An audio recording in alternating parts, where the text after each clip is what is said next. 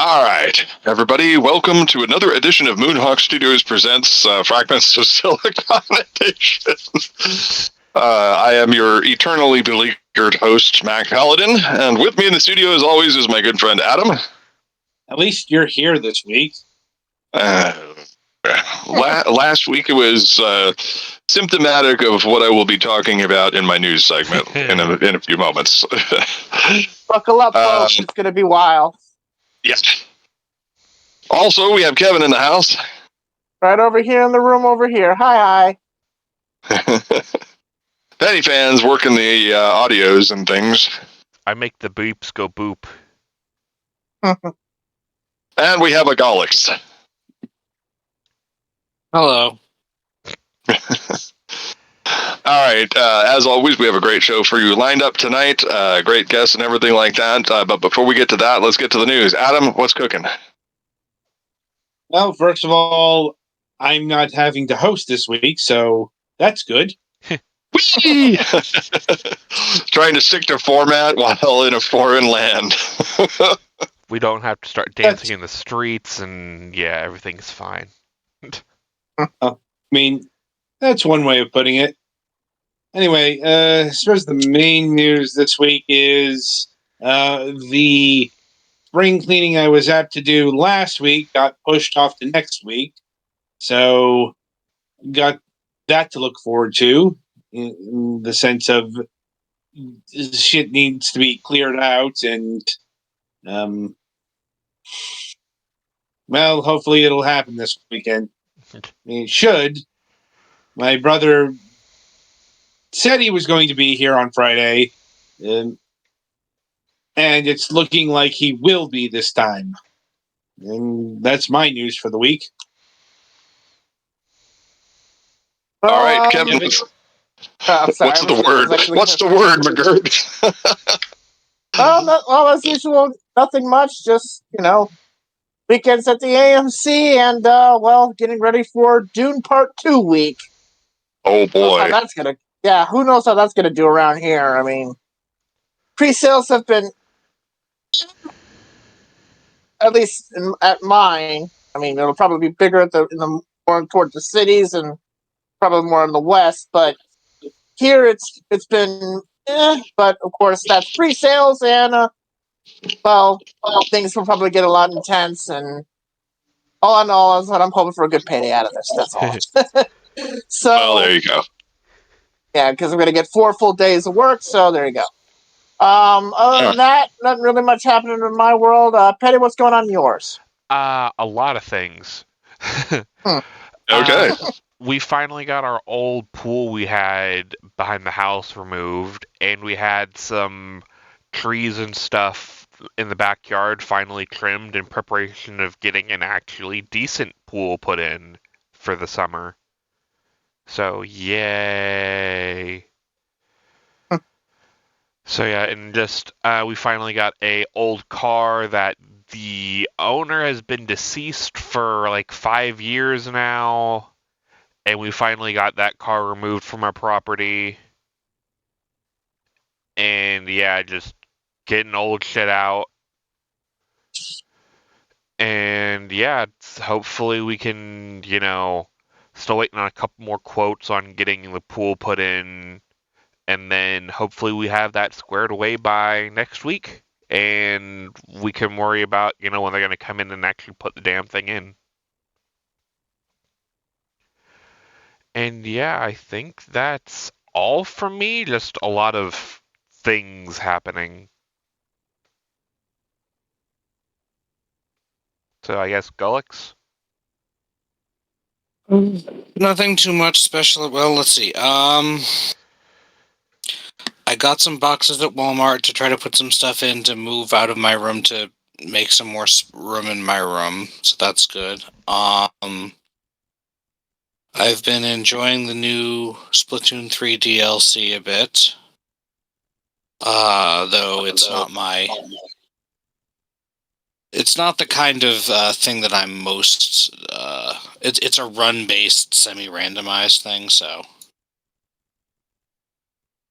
Let's see. I don't know. They're probably not much else than that.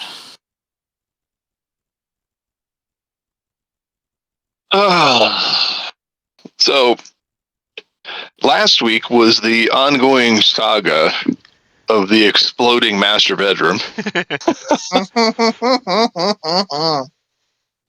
And it was me just largely trying to recover from it and function. I've been somewhat confined to one room of my apartment, which is a 1,000 square foot, 2-bedroom, 2-bath with a yard place where everything was evacuated from the master bedroom and stacked up like a storage unit in the living room and kitchen. Now, I've made some minor adjustments to at least make my kitchen usable, but the complex was perfectly content to drill up the floor, to jackhammer up the floor, fix the pipe, fill in the hole, put down flooring, and call it a day. And I said, no, there's actual black stuff growing out of the drywall. You need to do an inspection, and at the very least, replace the baseboards, because they're all rotted and warped. Yeah. And on top of that, I'm pretty sure my shower is leaking a gallon or 10 every night. Fine. Why do I have a feeling this ends with you calling a lawyer? It hasn't quite gotten there yet. I said ends. You know, this whole shit fest started on the 9th. I think it was. It was Saturday morning. And this was after I had stormed into the office and screamed at them for continuously calling me, asking me when I was going to pay the rent, when I had already explained to to our regular leasing agent, Luana, that I would pay it sometime between now and the 14th, which is the end of the grace period, before you guys take legal action, including all fees and everything. And I would appreciate it if you don't call me on this. And then I got a fucking phone call 2 days later. Oh boy. So then the day after that, I reminded them, I said, you know, thanks to this pipe exploding and you dithering on taking care of all of the things, hypothetically speaking, I could take legal action on this and delay my payment indefinitely until you fix the whole thing. Like when you do that. Huh? They don't like when you do that. When you No, they bring that don't. up. I said, however, I don't want it to escalate to that point. I said, so if you could take care of it with some small measure of alacrity, like put in a good faith effort to look like you're doing something, then I'll just pay my rent as agreed and we'll move on. And so it took a few days and a couple of false starts for them to get started on this, but our maintenance guy Hector did come in and he started cutting out the shower stall, and because that was a source of a much older problem. Mm. And probably But didn't then help the previous problem. He discovered that there was a roughly 3-gallon sized hole in the earth underneath my shower where they didn't fill it in. Oh my fucking god. So there's a hole around the drain pipe the size of a dollar store clipboard that's 1.5 feet deep that has no filler in it whatsoever, which led to the original shower stall cracking under the pressure. So he had to spend 2 days fixing that. And he didn't want to fill it with cement just in case they needed access to the drain pipe. So he built this makeshift wooden little trellis and shoved it in there and then installed the new shower basin. There's still 3 rows of tile missing off the bottom of the shower stall, so I cannot use that bathroom. at all. Fun. So there's a new floor to the shower, which is too long, so the door doesn't open all the way. Like it extends out past the original tile walls. And the door doesn't open all the way, which is amusing in an annoying way. And he pulled off all the baseboards, and then while trying to take the towel rack off, we found out that they affixed it with wing nuts before they installed the drywall. Oh no. So they drilled holes to put in these long bolts with these, we'll call them Jesus clips, because when they fly off in your hand, suddenly you scream, Jesus! Or depending on where they're going, you start praying to Jesus. So we were trying to take the towel rack off so I could remove the off the wall because it was somehow intertwined with my over toilet rack that I had installed when I moved in. And I forgot the methodology I had used to install this, and it was somehow under through the bars. And so I go to pull it back, and then Hector uses a fucking crowbar and pulls the fucking towel rack off the wall and rips off 6 inches of drywall with these bolts, fly bolts on the back of it. And the other side is just hanging on the wall. So now there's a new hole in the wall. That needs to be fixed. That was his fault. And I imagine the maintenance dude's probably like, who's responsible for this so I can crucify them? We didn't say anything. I just said, look, here, I've got some drywall patch. Knock yourself the fuck out. He fixed a hole that I had in a foot wide hole that I had accidentally punched in the wall and covered with a poster without saying anything. So, you know, there's a lot of grace here. Yeah. When I installed the loft bed, I accidentally fell over partially trying to stand this thing up and punched a foot-long hole in the wall. Accidentally. Yeah, and then covered it with a poster until such time as I could fix it myself. But he took care of that. So, but he cut out the moldy section of the wall and then ripped off the baseboards and then just left the debris everywhere and says, "Oh, I'll be back tomorrow." And then apparently yesterday, yesterday while I was out working, he came in and did a bunch of spackling all over the place, patching up. There was a bit of daylight showing through the wall to the outside. And he's like, shit, I got to fix that too. So, yeah, so that's where we are. I have no baseboards, a bunch of spackle everywhere, and there's a bunch of stuff that needs to be painted, and they need to bring in the flooring people to do cove base molding. But I got a notice on my door today saying that tomorrow the hot water will be off because of another water leak brought on by the winter storms. Water leaks have just been springing up all over this place because this is like a 50-plus-year-old property. That's cute. Yeah, so the piping was all, it's called Blue Line, and it was installed in the 70s. Mm-hmm.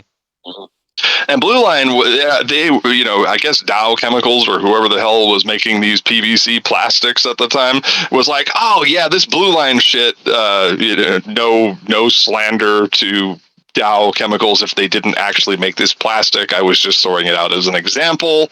Disclaimer. But whoever made this shit, and I'm sure we could look it up, said, oh, yeah, it'll last 50 years. Go ahead and bury it in the ground. And it usually lasts about 15 and then ruptures. So that's what created this whole scenario in the first place, was that the hot water line that supplied water from the boiler that we have, because we don't have hot water heaters here. The whole building, all the buildings on this property are supplied by like a 5,000 gallon water tower on the back end of the property. run with underground pipes and pumps. So this water was just spraying into my room through a crack in the cement at high pressure. It came through 5 feet of dirt, through a crack in the concrete, and flooded my bedroom. And this is happening all over the property because the blue line is failing. instead of they can't just displace 170 residents and dig up the entire property and replace all of the blue line with like high pressure copper line or whatever it is they're putting in the ground these days, inside proper conduits. No, it's just literally PVC pipe buried in the soil. Mm-hmm.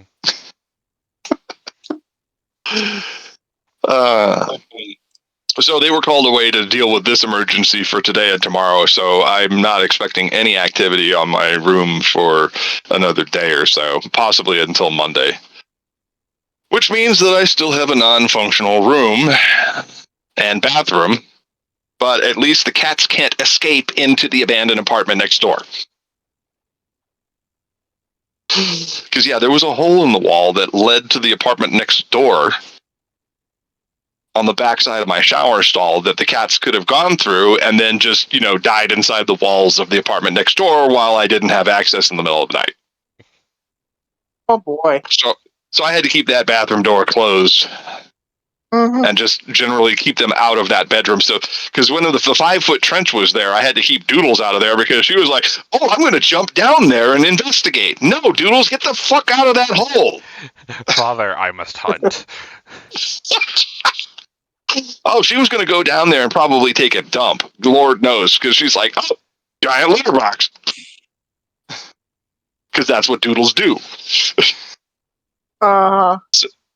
So that's been my misadventure. I'm going to be working on something. I have a number of items specifically when the room is finally restored and I can actually rebuild my little empire here. I will resume full streaming schedule, and I have a very large number of things in a running shopping cart on Temu. Including some rather expensive arcade emulation units that I'm actually going to build cabinets for the background of the stream. But I've been ordering figures and tin posters for the wall and vinyl scrolls and just like a whole bunch of stuff to completely redecorate that room from scratch, because the old so-called decor that you used to see in my streams was because I was crammed in there like I was living out of a storage unit with my former roommates. I no longer have that problem. I sent you guys pictures of the Legend of Zelda carpet that's going in there. To act as a decoration on the new vinyl floors. But also to create a slip-resistant surface for myself. And so there's going to be a lot of things going into effect, but I've been telling some of my bigger patrons and online friends about the fund to try to get the money together, because I also want to get a 1-up 8-in-1 upright arcade machine for this room, which will also be a fixture on stream, because I want to do a kind of... I want to do a stream where I do something casual, to where I talk about the history of video games and do something. This will be something that will be, I'm not sure if it's live or not, but it's something more in line for my YouTube channel than it is for the Twitch channel. So stay tuned on that. Other than that, that's pretty much it. So without too much further ado, more to come, obviously. Without any further ado, let's get our guest on the show here. Our guest tonight is Ty Osbourne, a voice actor who is only 20 years old. Yeah. At least that's what I have on the paper in front of me. Yeah, I'm only 20. I'm still a baby. Oh, man. Ty, tell us about some of the stuff that you've been in and some of your aspirations for your career. So like my biggest claim to fame is the Mandela catalog. Mhm. So that's like kind of like what I got big off of. And then I just kind of like walked around the horror genre, I guess you could say. I was like associate producer and then a lead in another like horror podcast like series that came out this October. Working with the same director, and a movie is going to be coming out sometime within the next year. I think a teaser drops Friday actually. But that's all I can say about that. And then there is a few other things that you might recognize me from, just like off of the random scapes of the internet. Like I work with Veddies a lot. If you're a fan of JoJo's Bizarre Adventure at all, I work with him. He does all the manga animations for the stuff that hasn't been animated yet. I'm Johnny Joestar for him. And then I work a lot with Muhoyo and do a lot of their Hoyo Fair stuff. So you've probably heard me around a little bit. But that's about it. Oh. Yeah. Yeah, I've actually been playing Honkai Star Rail extensively on Thursday nights when my room's not destroyed. Yeah, it's my girlfriend loves the game. She really loves it. I'm not into it just because I'm not the biggest like turn-based game fan, but Mhm. I understand the appeal. I also had a feature on Honkai Impact the Third, but that has yet to have English voice actors applied to it. But Yeah. Genshin Impact definitely was a thing I was doing for a while too. Yeah, I've had a few jobs asking for like Honkai Impact Third dubs and stuff, but nothing like for the entire game itself. Just animations here and there. All right. Well, as is tradition around here, Adam handles a lot of the formal interview stuff, and then I supply commentary as I hear things. So let's get right to it. Right. Right. I guess we should begin at the beginning, so to speak. And that is, what made you want to get into voice acting? So I regurgitate this story a lot, so I'm gonna try and make it interesting. But funny enough, it wasn't my idea at all.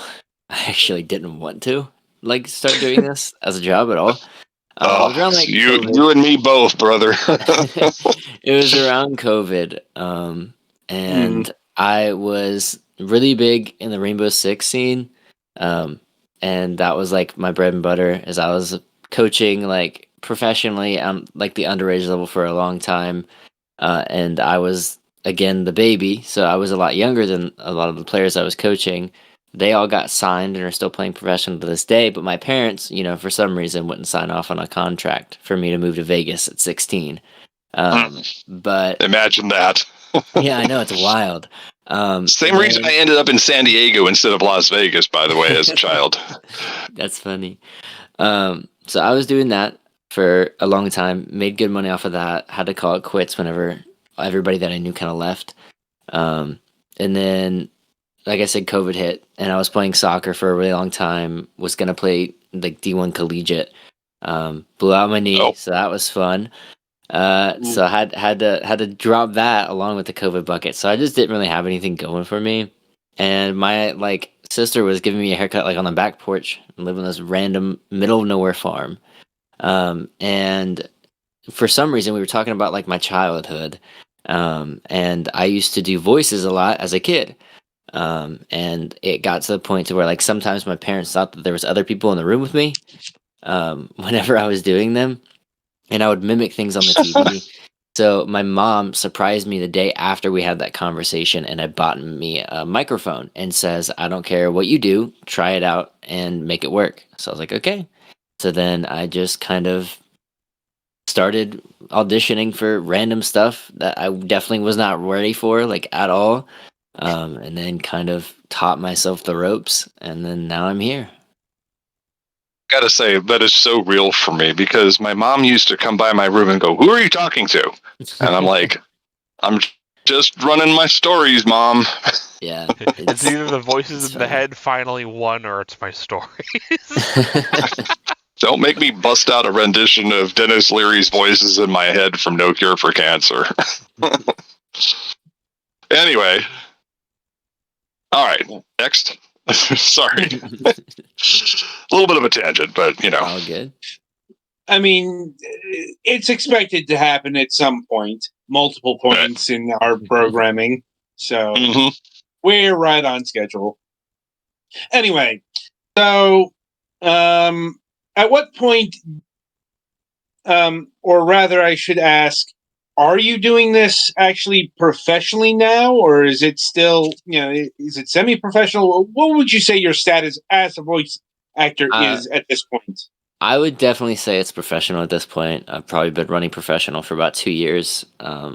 I started when I was around 17, maybe like 17 turning 18.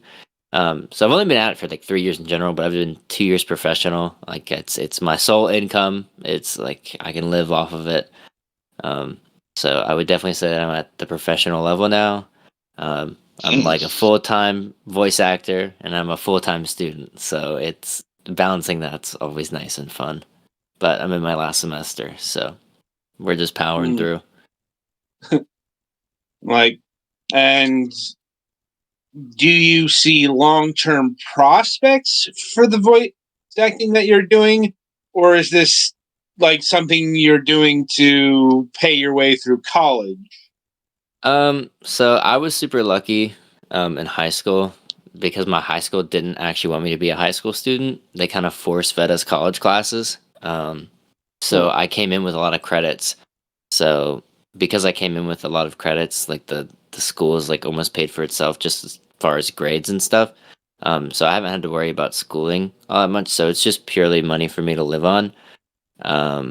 But I would definitely say that like the longevity of it, I mean, it's always going to be up for question whenever it's a creative field, especially with everything AI related going on.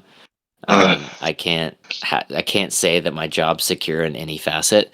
But I work with a lot of people that are very, very adamantly against it.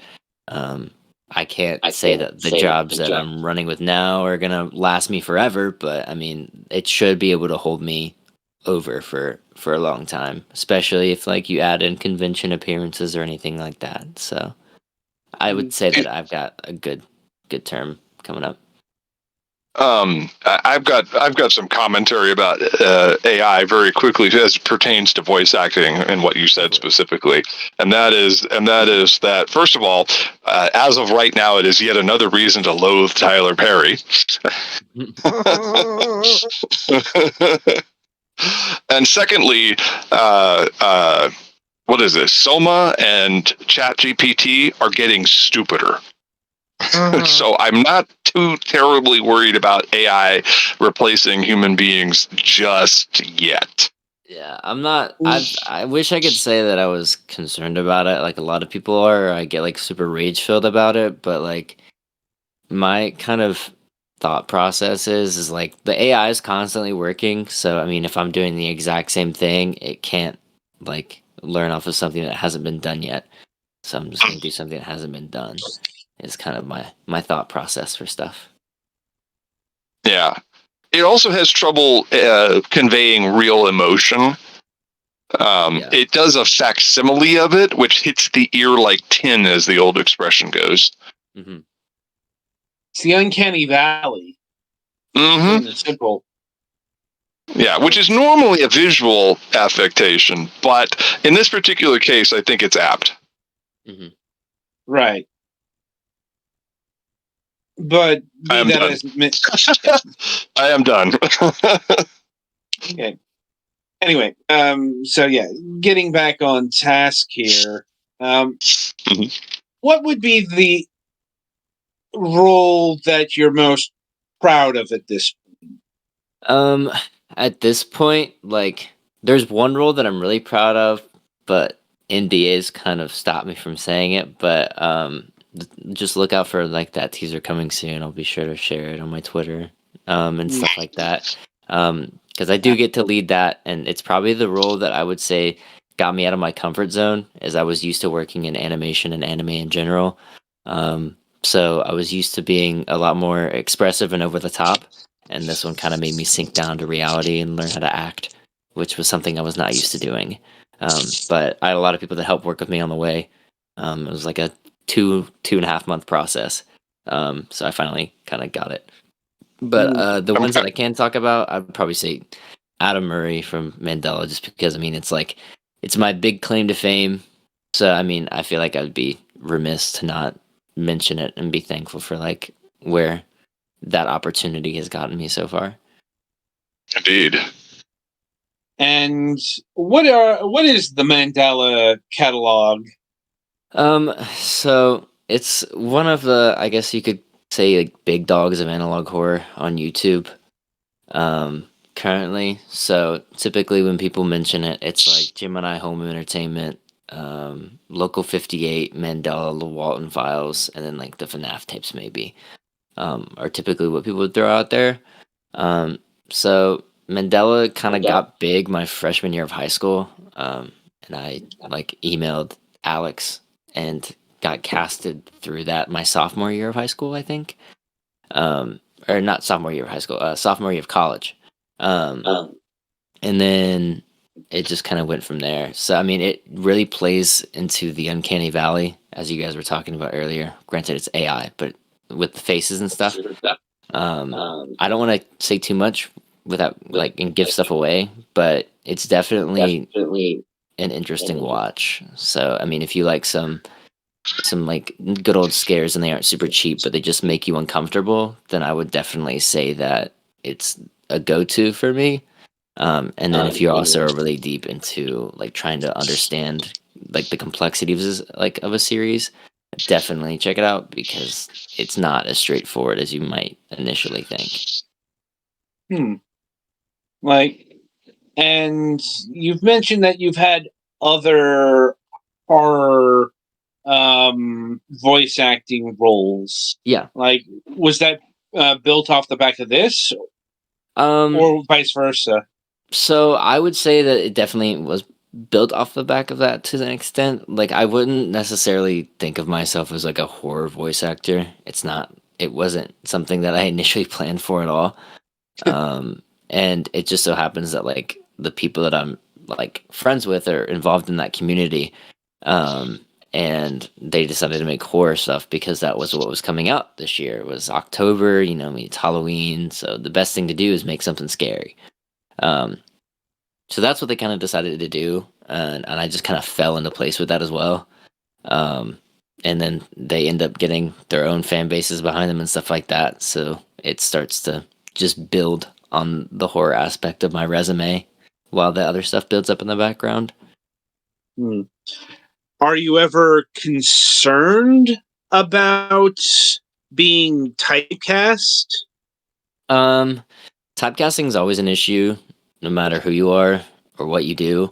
Like for animations and stuff like that, my typecast is typically like the edgy side protagonist. It's just like the way it goes, or the villain, one of the two. There's no in between. And then horror, I'm typically the edgy emo boy. So there's a typecast in every type of genre. I've definitely making my way out of horror, like slowly but surely. I'm starting to find more enjoyment and stuff in video games. And then Mandela's finally giving me a break. So I would say that I'm slowly making my way out of the horror niche, just into the other things that are more, I guess you could say, like mainstream for what's going on right now. And to back up even further a bit, did you get your start in horror voice acting? No, not at all. So I originally started off like wanting to do anime, foreign animation, video games, stuff like that. So I mean, it's very shunned now. But I would fan dub a lot of scenes with friends in order to practice. And then that kind of helped me learn where my range was, how like vast my diversity of emotions and stuff could be. So that definitely, I think, was my start, was just taking random clips from TV shows that I watched or anime that I watched, and then ripping out all the sound effects and voices and music, and then re-editing all of that together with my voice in there and seeing if it would be something that I would actually enjoy listening to. And if it wasn't, I'd go back and I'd do it all again. And it just kind of helped me learn myself as an actor, I guess. So that was my original start. It's interesting to me that you brought up the taboo of fan dubbing now, because I'm friends with Ozzy Roth, who is the voice of Sorthak in Starship Moonhawk, and his claim to fame, as his username kind of suggests, being the Australian Sephiroth in a Final Fantasy VII fan film that catapulted him to over 1 million followers on his blog and stuff like that. So it's rather interesting that you say that that's somewhat taboo, because he's still technically in the industry as far as I know. But I just thought it was interesting that you brought that up. Yeah, it's been more of like a recent thing for sure. Because I know that a lot of people in the industry now are like the bigger names got their start from that, but it's kind of complicated because everybody did it. But it's just a matter of building your brand and stuff off of it. If you're newer coming up, that companies are starting to be like, we're not too sure about that. Yeah, It's somewhat dubious from a legal standpoint. Yes, it's exactly it. yeah. It's also it's very location based, like especially if you're trying to get into anime. It's based in Dallas now. Yeah, fan dubbing is really not looked highly upon in that sphere. Like mainly because the Japanese companies don't really like it. I mean, and this isn't a new phenomenon. Just ask Team 4-Star about it. Well, there's no fair use under Japanese law, so in spite of the massive doujinshi culture that still exists in Japan to this day, it is a constant battle of something popping up and then being squashed after something arbitrary happens that the corpos don't like. Right. That also extends the parody law as well, and that there really isn't one. But that's neither here nor there. But I suppose the question in terms of the whole fan dubbing thing was any of that stuff any widespread? I didn't get any I guess quote unquote fame or internet clout from it. It kind of helped me build out a friend group because everybody was kind of looking to do it.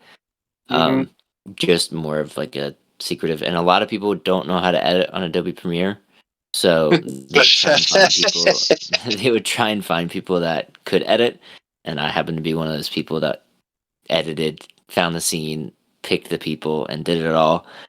So it was a pretty interesting prospect as far as practice and stuff goes. And then I guess the first kind of spike I had was posting memes on my Instagram that I haven't posted on in forever. Yeah. Harry Potter ain't got nothing on this wizard in Adobe Premiere and iMovie. Yeah, Adobe Premiere is an interesting field for sure. I'm in a class for it right now, and it's pretty fun. A lot. Yeah, and from the sound of things, I wouldn't worry too much about your fan dubbing beginnings if it's not anything that was distributed widely. Oh yeah, I'm not worried about it at all. It's just the thing about it is taboo. So I mean, everybody got their start as long as you aren't actively promoting the case. I guess it would be a little different. Well, I'm gonna make a dated reference here, but even Tracy Lords had a legitimate film career. Yeah.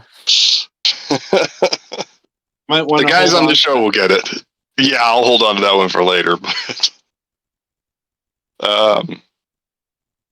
But overall, it sounds like this was, doing all the fan dubbing was a very necessary part in order for you to be where you are today. Yeah, it's definitely been a process. It's not something that you can just take a hop, skip, and step into. No, not usually. Not unless you've got the right connections. Connections go a long way. That is for sure. You can't be scared to shake hands. True enough. Anyway, shifting forward a bit, let us talk a bit about Cabin Tales, because this is the one that you've done more work than just voice acting. Because I Yes. think you mentioned this is where you were an assistant director on. Yeah, so I was associate producer and assistant director on that series, which Okay, came so out. It was a very spur of the moment decision. by you or the Uh, other creatives? by the creator himself. So it all sourced out from Thomas Hall, and then he hired the writers, and then I was just kind of there reading the stories and being like, "Yep, pick this one up. No, don't pick this one up," and vice versa. So, what was it like being thrust in such a position? Because these are fairly prominent creator roles. Mhm. Like, Um, I'm trying to think about the best way to put it. Honestly, as a talent, it made it a little bit easier than I initially thought because I'm used to being on the receiving end of it.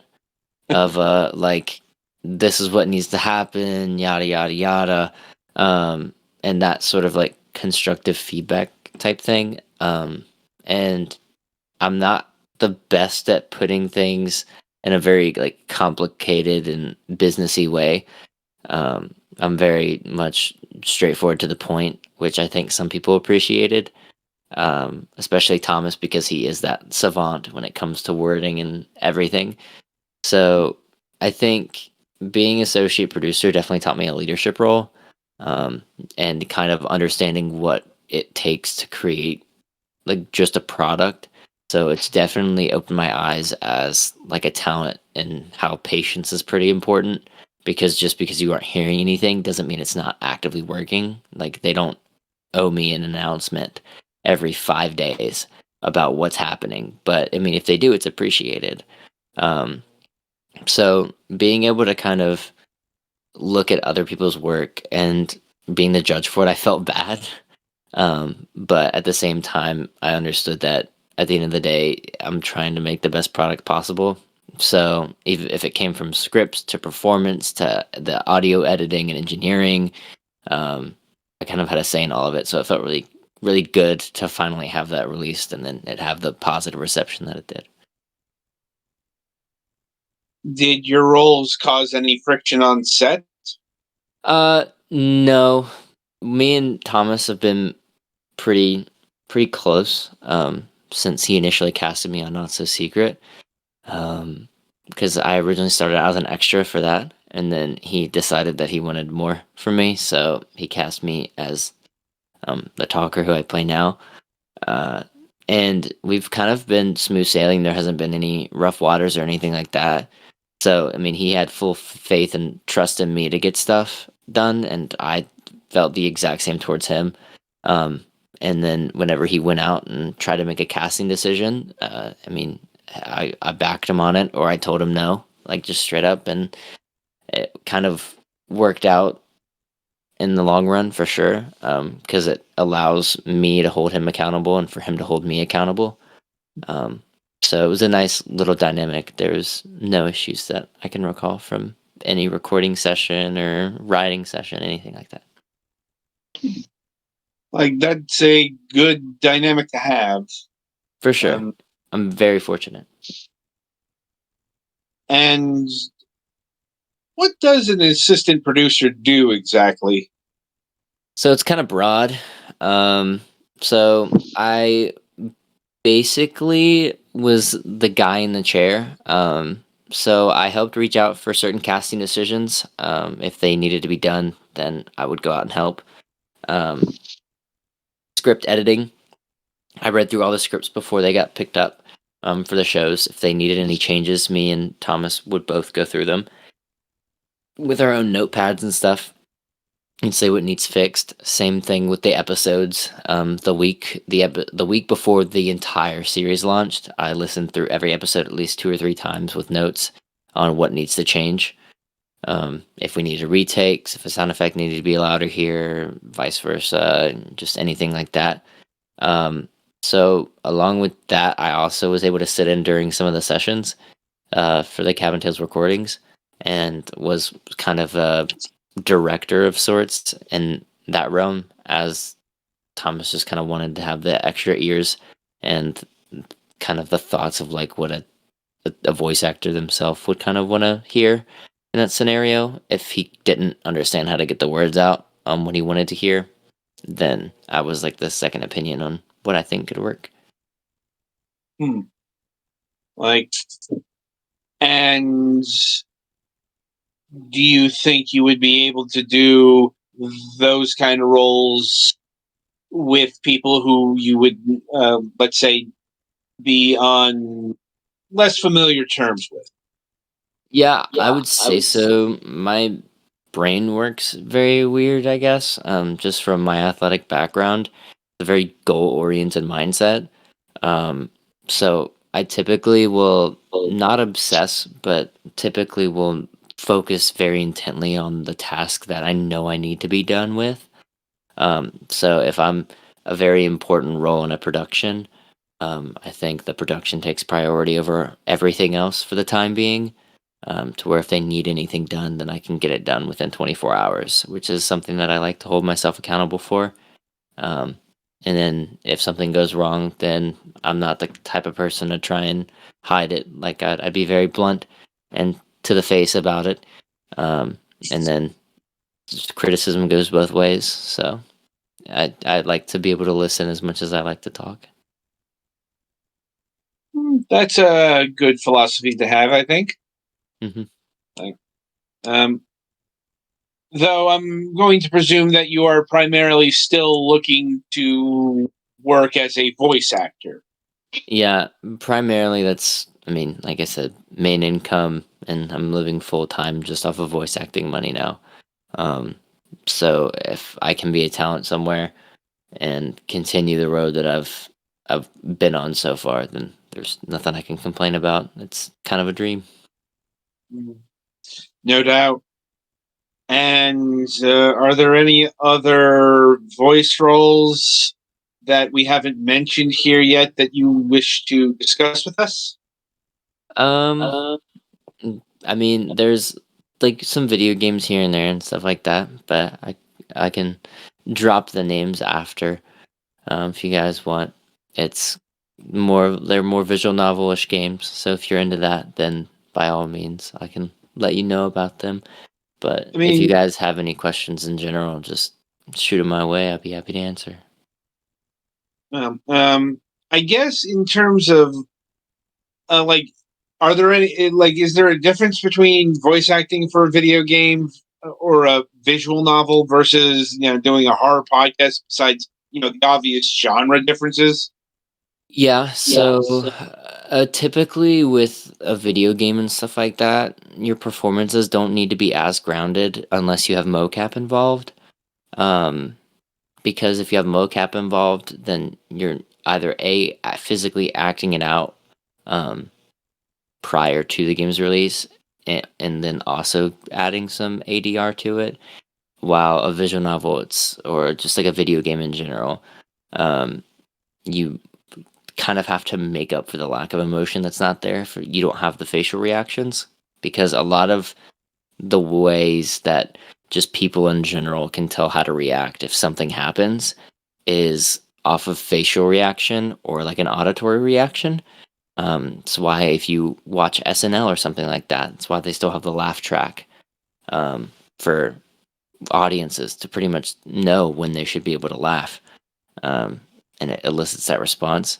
So I would say that it's very different, especially with like the podcast series, is you don't have any of that to try and convey emotion. So you need to make your performance as realistic and as grounded as possible. That way, people know what to feel at what moment, because you just don't have that kind of physical presence to lean on. That's rather interesting, like, and fascinating to learn. Mhm. Like, right. So, what about you mentioned previously that you also do like convention appearances? Um, what do you have lined up? In the near future. So for this year so far, I'm going to be going to Anime NYC, in August. I think it's August 23rd to the 25th. I'm going there with an entire team, and we have a panel and are working on a show that releases in the near future. So we're going out there to promote that. And got a big old booth right next to Viz and all of that. So it should be fun. Sounds like you've got busy times ahead. Yeah. No rest. Yeah. Unfortunately, we do know when it comes to the voice actor business, you aren't able to talk about roles until the employer says it's time to talk about them. Yeah, NDAs are definitely a thing. So I've learned the error of my ways on some of those.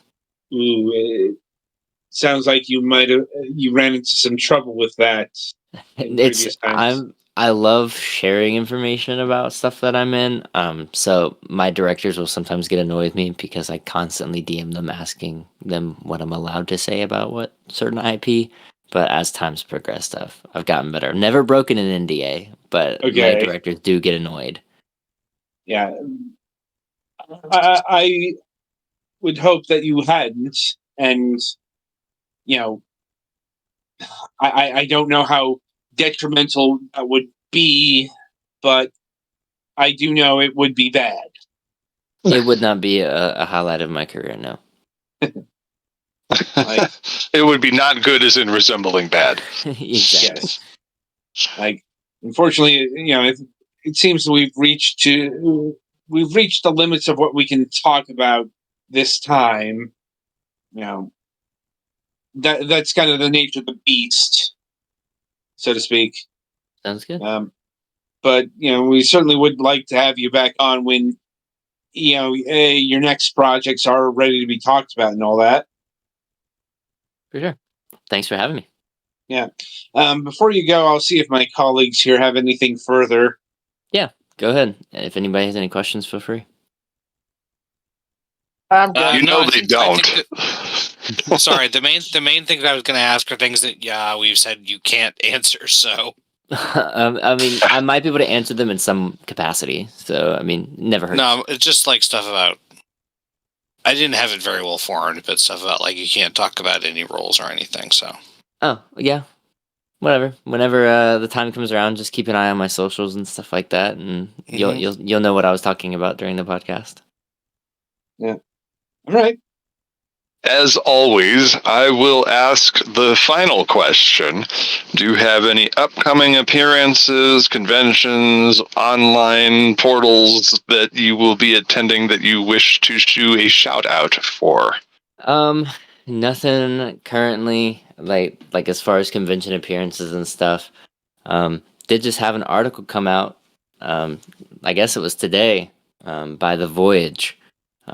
So they dropped that today. So if you want some more insight into my personal life and stuff like that, you can definitely, take a peek behind the curtain, so to speak, over at The Voyage. Okay. And then, like I said, Anime NYC in August I guess would be my big convention appearance for the year. And then just keep an eye on my socials for any big announcements. I typically keep everybody posted there. Any particular place people should go for the best information? The best information and the most meme responses possible. Go to Twitter, and then that's at Tida's Voices, and it's on all platforms. So if you want to go and find me on Instagram, it's the exact same thing. I do Q&As a lot over there. So if you have any burning questions, feel free. All right. Well, it was really great having you on the show, and I'm always appreciative when we have articulate and responsive guest. Not a problem. The pleasure is all mine. All right. Well, we'll have you back when there is more to tell. But everybody, that was Ty Osbourne. Again, thank you for being on the show, and we invite you to stick around and commentate on our entertainment segment if you so desire. For sure. All right. With that in mind, Adam, unleash the fury. Well, let's see where to start.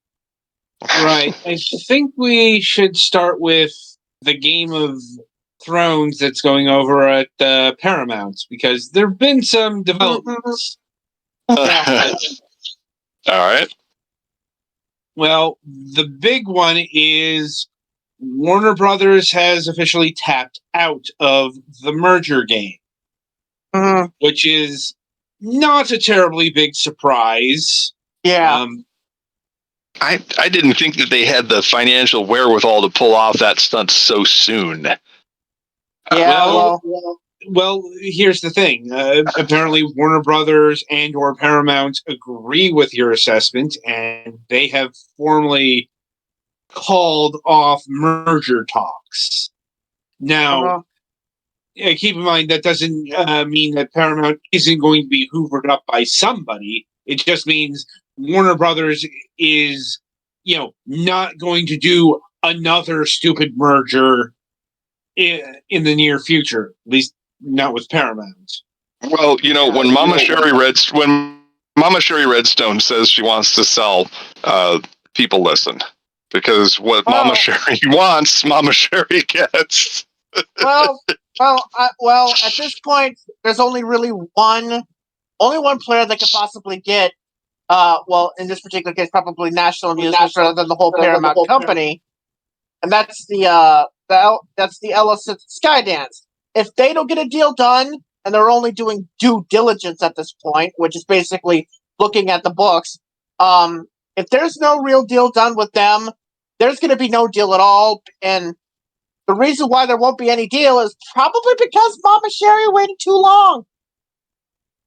I mean, there is that too. She waited way too long. She doesn't have to sell. This is just a thing that has come up because of the general financial difficulties facing the studio system in general because of their own ineptitude. and particularly because their business is, there's Paramount, the studio, but the vast majority of their business is in the linear game, along with that Paramount Plus thing over there. But for the most part, the linear game and that business is going south. Yeah. So in spite of multiple recent hits. Right, in spite of multiple recent hits and the fact that the Super Bowl was the most watched program in television history. That too. But but again, the fact of the matter is this: it really looks like that the Ellisons and Skydance is the only game in town right now. And if that deal's not done with that, then there won't be any deal. And if there's no deal done here, I don't think it's going to look good for the company. So we're gonna have to wait and see. And by the way, if you hear anything about that Byron Island deal, it's Byron Allen. Yes. He's made multiple deals with multiple groups with this level of highness, and it goes absolutely nowhere. And it really makes you wonder, where the hell is he getting this money from? Because he ain't making that money off the web channel, I'll tell you that. I guess he's in the game show circuit now.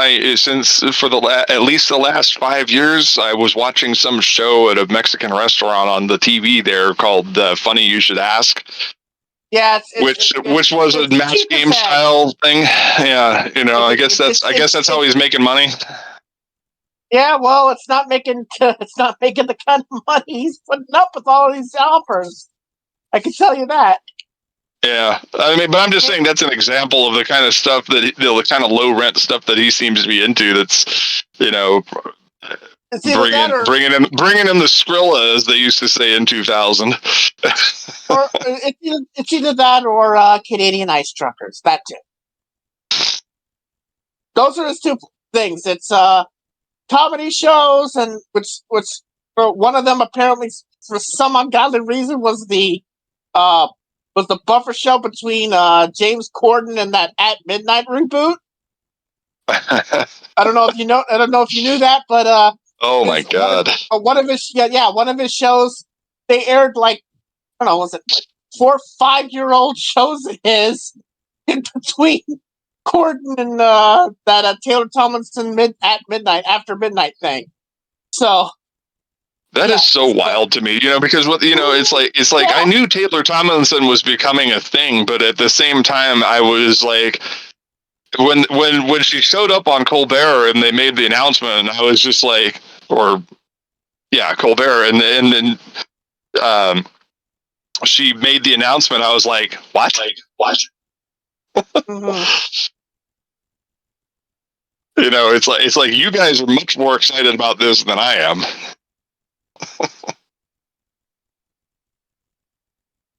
Although the clips I've seen look good, but I mean it's after midnight, which is the spiritual successor to At Midnight, which was a fun and entertaining show to begin with. Right. But yeah. Point of the matter is this: it's either Skydance or it's nobody, and nobody is not probably what Paramount wants at the moment, or not what Mama Sherry wants. And that's the bad thing too, because with no competition, the heat is off. There's no sense of urgency to make a decision now. Uh-huh. When the buzzers were circling around the corpse, Ellis had a lot more pressure to do something, anything, and now who knows?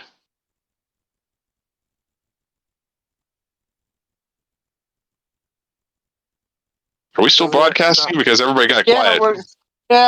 Yeah. It's just one of those dead air pile-ups. We were letting the moment pass, like the funeral barge that it is. Well, also from Paramount, they've announced some new movies. Well, the one I really want to highlight is apparently they're going to reboot The Naked Gun. Mm-hmm. Really? Yeah, and with Liam Neeson, which could be interesting. Yeah. Well, I mean, you know what? From a visual standpoint, not that weird. And the fact that he's been delving into comedy after playing a action, I won't say hero, because I mean he's been the anti-hero quite a bit, but an action star of sorts, sort of B-level action star, if you will. Because I mean he really hasn't been in anything Academy Award worthy since Rob. The fuck was that movie? Rob Roy? Rob Roy, yeah. I couldn't think of the full name of the movie for a second there. And that's the 90s. I mean, Darkman was not exactly, something that I would expect him to get an Academy nod or a BAFTA for. And the less said about episode 1, the better. Yeah. Although, the other people who are involved with this may give you some pause. Oh, well, before we get into that though, but I just want the point I was making was that from the standpoint of a former serious actor playing the straight man in a comedy role, it kind of fits with the way things went for with the way things went for Leslie Nielsen. Yeah, no, it absolutely fits. It's just an interesting specific choice to imagine, I guess. They also have the same monogram, so they can keep the old towels. Indeed.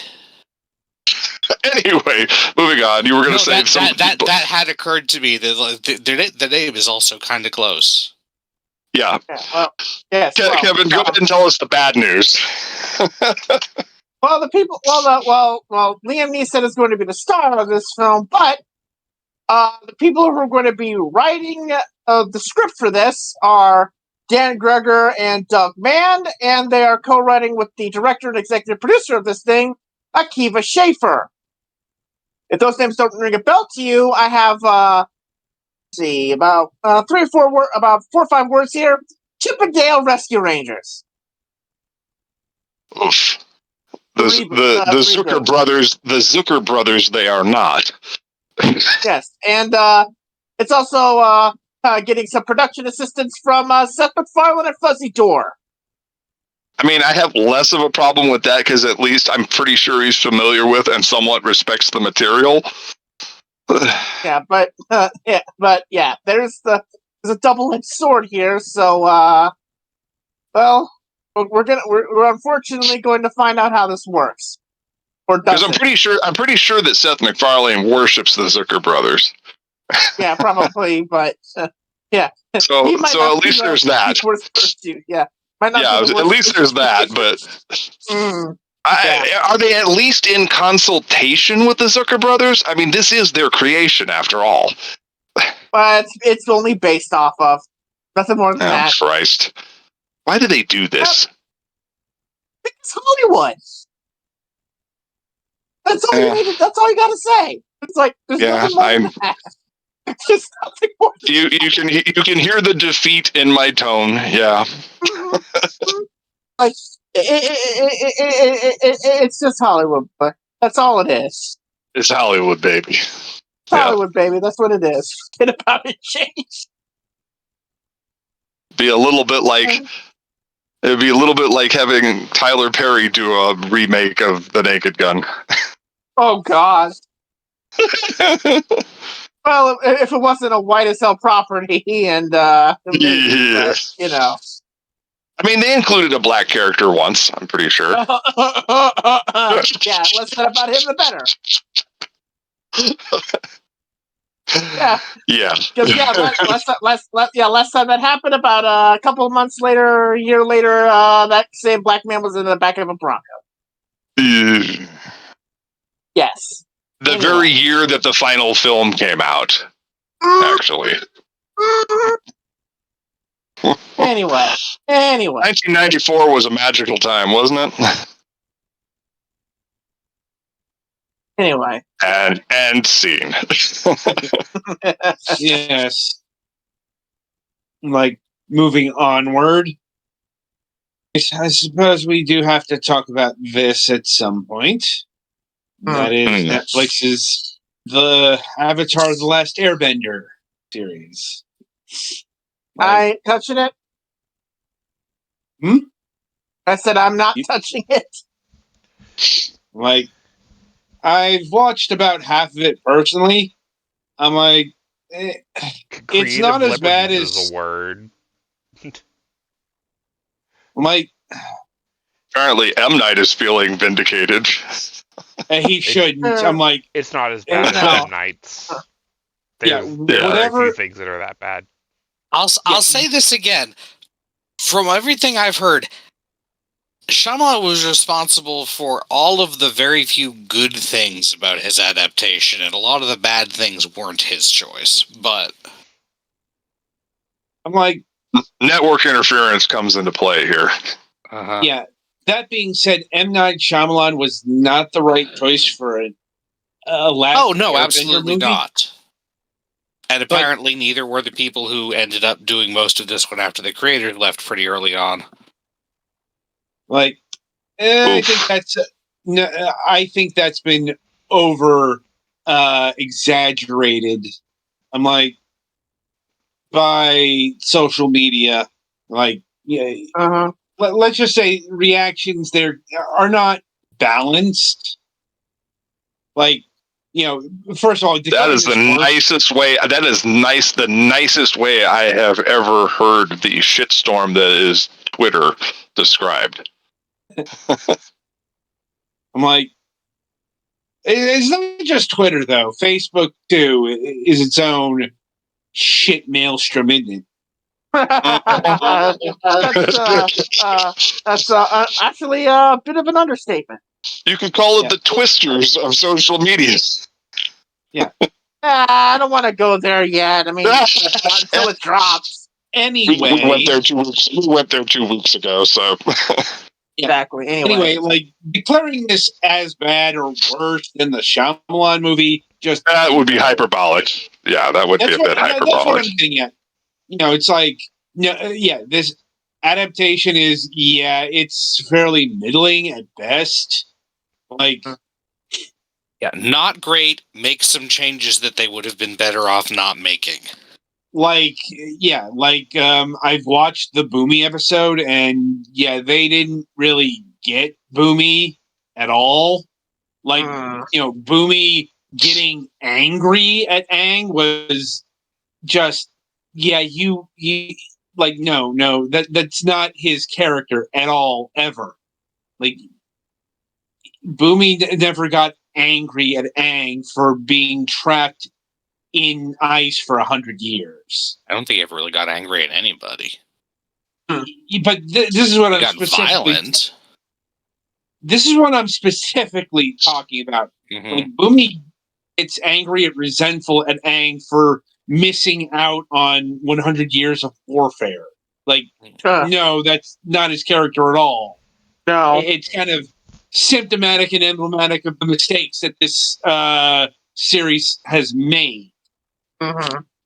You know, it's like, yeah, everyone is written so very blandly. Mm-hmm. Like, and it does go on. It's like, my understanding is they kind of kneecapped Sokka's character arc by having him not start at the beginning of it. like, well, yeah, this was one of the bigger red flags going into this. The fact that they sanded off his sexism in the Kyoshi Warriors segment. You can't call it the episode because it's part of one of the episodes in this adaptation. Like, it's like, and pretty much everyone called bullshit on this because it's like, the sexism was there for him to, it was to. It was a learning experience for him and a character growth situation. It was written that way at the start, so that way he could grow out of it over time. Yeah, and they sanded that and when off. You blunt that off, that kind of hurts him. Yeah, it's it's part of the character growth. It's part of his art, and so on and so forth. Yeah. And that's not there anymore. And the Kyoshi Warrior, and thus Sokka is much less interesting. Same thing happened to Katara. Katara, yeah. All of her character bits are sanded off because some of it is because they don't have 24 episodes to tell a story anymore, and unfortunately that's just the times we live in. It's like no streaming platform, no out there is going to afford any series 24 episodes. I'm not saying that series like that don't get made anymore, but that's still the way of linear television.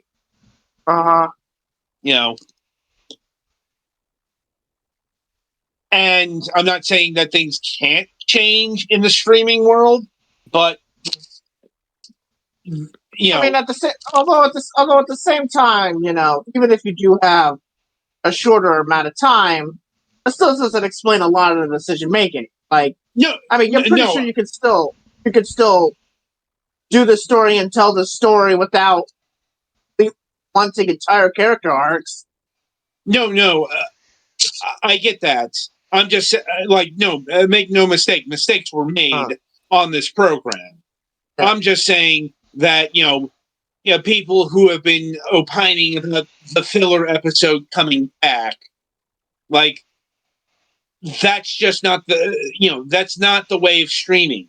Like, you're not going to get 24 episodes. Hell, you're not getting 13 episodes. You're getting 8 to 10 a season. Now, the difference is made up in the episode length. Right. Because, here's the trick. Yeah, you only get 8 or 10 episodes, but they don't have to be 22 or 50 minutes. They can be however long you really want them. Yeah. just look at the last season of Stranger Things. Yeah, that was like 8 episodes, but dear God, the run times, they're fucking movie length. Yeah. Yeah. Or at the very least, the first 2 episodes are the length, and then over time it just shrinks down. But yeah, the mileage varies. And I'm pretty sure we could do an entire episode on all of the mistakes that were made on The Last Airbender.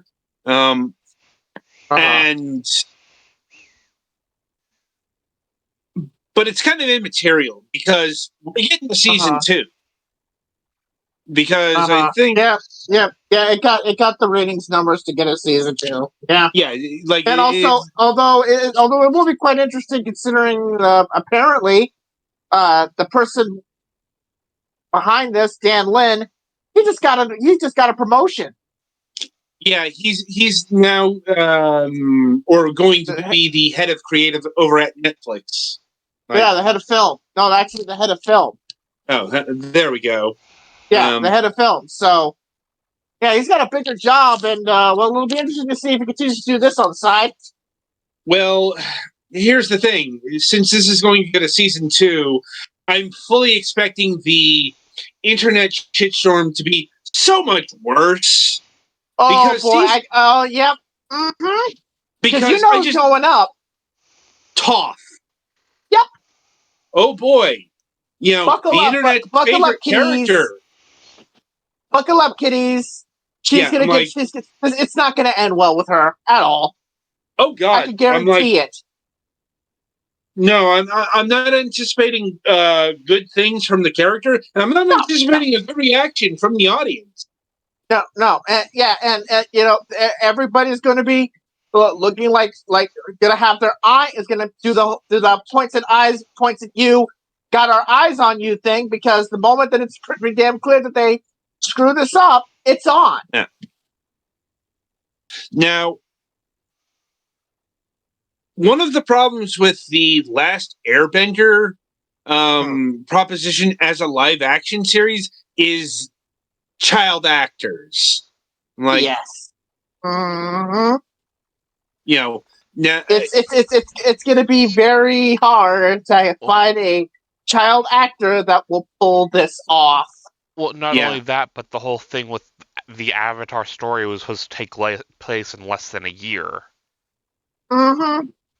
Well, I think that from what I've heard, they're going to have this take place over several years. I mean, they've already made fundamental changes. Like Azula and her crew shows up in season 1 fairly early, as does Ozai himself. Shows up in full. I mean, I know you casted Daniel Day-Lewis, and that's a big casting. You gotta get that money worth. But still. Well, I mean, they were kind of like. Well, they were Daniel Day Kim. Daniel Day Kim. I'm sorry. I was about to say Daniel Day-Lewis. What? Yeah, like Daniel Day Kim. When you do the. Well, here's the thing: when you do the big name stunt casting, you're kind of handcuffed because the stars like to be shown the spotlight on. It's another problem with. But at the same time, of course, we all remember the fact that for the first 2-3 books in the original, Ozai was basically voice only. So you could have easily done something voice only with some other person, and then book him for season 2 or 3. So that's the thing. You don't cast Ozai until season 3. Exactly, or season 2. That as a end tease for season 3. The point is the same. They fill that role, but they have to include him so they can get more character moments wrong. I'm like, well, I mean, they certainly succeeded on that front.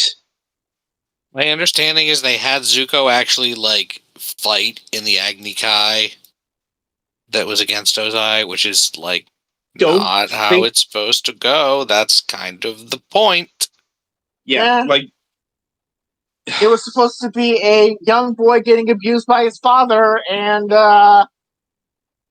Zuko at that Look. point cannot With it. conceive of raising a hand against his father. Once again, like there are just so many ways that this series didn't get the point, and yet I will still say that this is leagues better than the Cowboy Bebop Netflix series. Like Yeah, this series because at didn't have least anything there's as some bad trying. as at least so far. Yeah. The series didn't have anything as bad as the Vicious and Julia show. Oh dear God! Just any time those two were on screen, it was agony. And I know people like the camp value of that. I wasn't one of them. No. Yeah, but it's like the warning signs were all there. Mm-hmm. That being said, as far as the effects go, the series looks pretty good. Not amazing because once again, Netflix having TV series budget. that and having kids trying to do the Avatar martial arts stuff, Mm-hmm. Probably. like even having adults doing this shit, it's like you have to train them for this. Yeah. Yeah, And you have to do training, but of course, training costs money. Mhm. So it's no wonder that everyone looks rather stiff. It's Well, like Mhm. that's the beauty of animation here. You don't have to worry about that. Especially training children in fairly specific martial arts. Yeah, because they use like Uh-huh. people who are at least advanced level in most of those masters of martial arts for their modeling Right. for the animation. And- but now you're and gonna that- have kids do that, and it's like, and- yeah. Yeah. And Yeah. movement is really important to bending. Mhm. Yes. And like I said, Like- in the original, they had very specific martial arts styles planned for each of the things, and some of those martial arts are pretty obscure in real life, especially in like the United States. Mhm. Right. So it's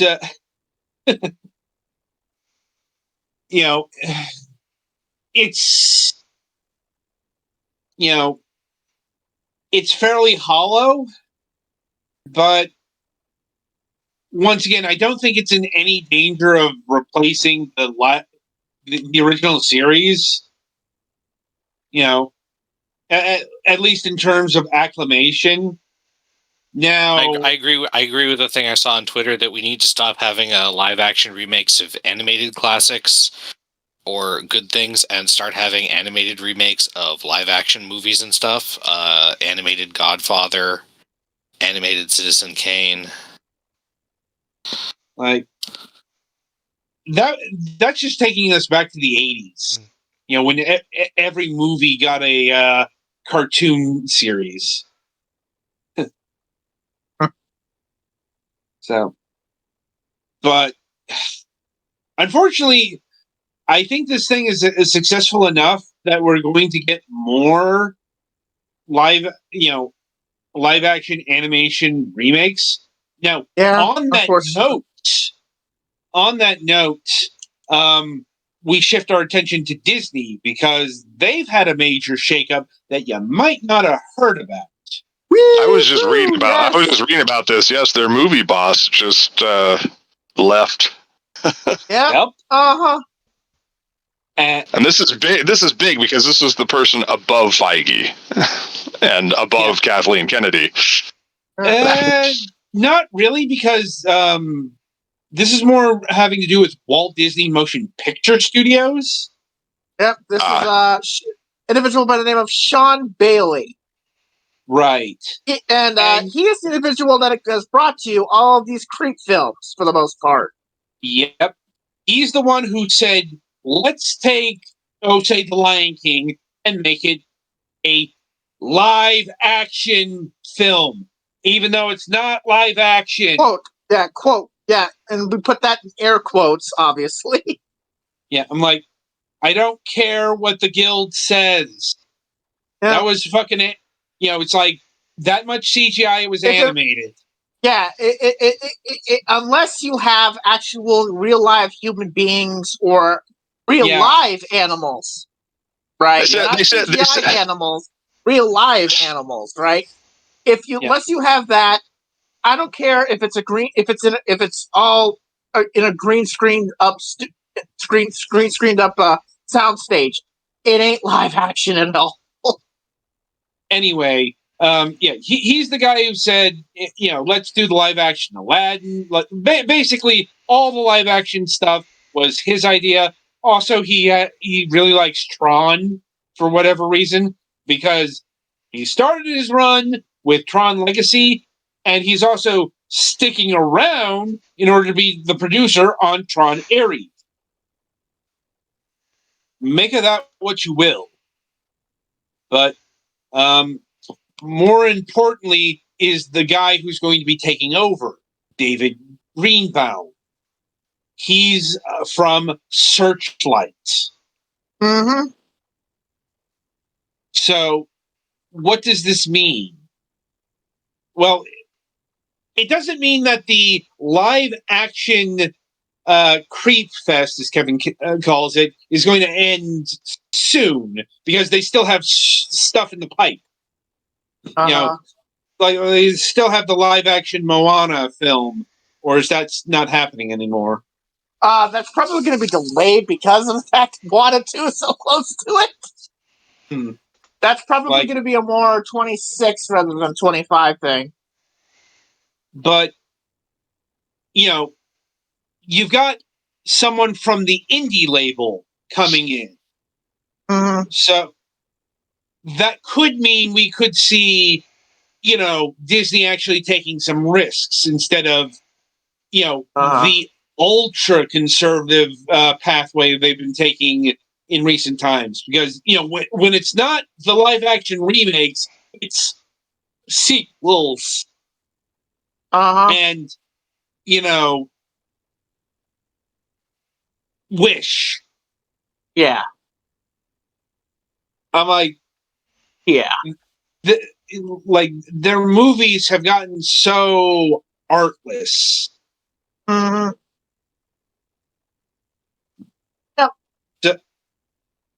So hopefully better times are ahead for Walt Disney Motion Pictures.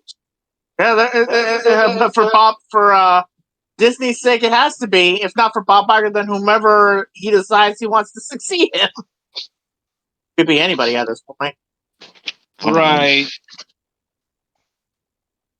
I suppose we'll get to that in a couple years. Like he signed on to what, 2026? Something like that, yeah. We'll know sooner than that. I'm assuming. I'm pretty sure that he wants to get it done quickly and have a much longer transition time than the one that he had last time.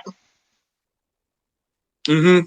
And finally, I think we'll cap this entertainment segment off by mentioning that a certain former TV reality show host owes $500 million. Yeah, and he can't afford it.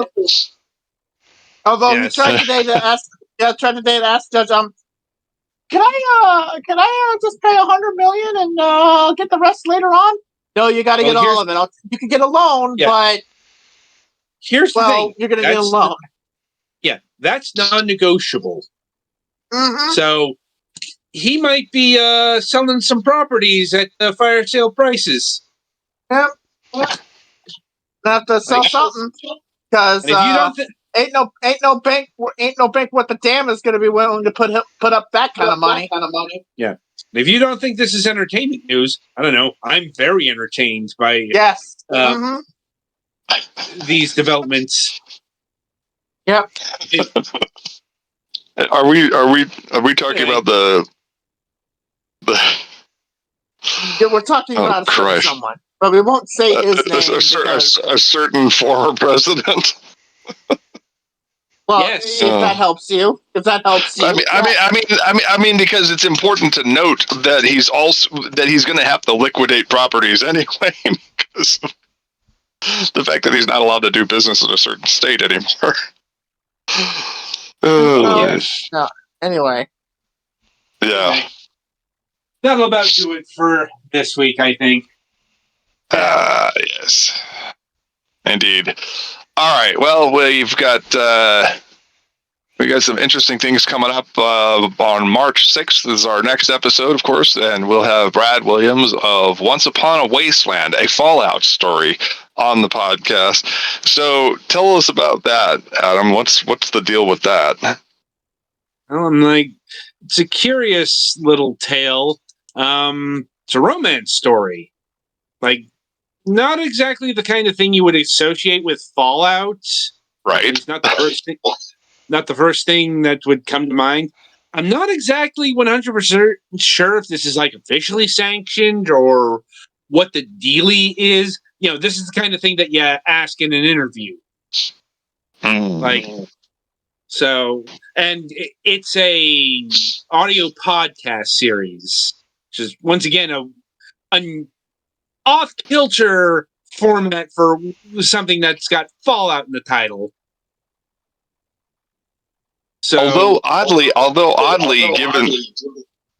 given the format of the series and the fact that it's this weird analog alternate future. yeah, it's not that. Yeah, it does kind of fit with the whole genre of radio serials. Yeah, and apparently it's one. I'm not exactly sure what the Signal Award is. Like, anyone? I've heard of it, but I don't remember the specifics. Similar. I've heard the name Signal Award before, but I don't know who it's from or what it's for off the top of my head. Well, apparently it's one. I've heard it's an award. Yeah. Anyway, it follows the adventures of Elizabeth Kirby and Odessa Valdez as they search for happily ever after. Like, so, you know, that's in keeping. That's more in keeping with Fallout, because Fallout's always been a pioneer of LGBT plus relations. Like, Fallout 2 was doing gay marriage in 1998. You know, it wasn't the best at it, but, you know, we're talking 1998 here. Yeah. You know, bury your gays was still very much a thing. Like, just acknowledging gay people was revolutionary in the video game space in 1998. They get an unironic "You Tried" award. Yes. Like, so, anyway, so that's what's coming up next week. Awesome. Well, I think that wraps it up for us for this week. Again, check out Ty Osbourne and his voice acting talents online at your favorite related outlet. And we'll see you all in the view. Until next time, I'm your host, Mac Paladin. Thanks for watching. Stay safe out there, kids.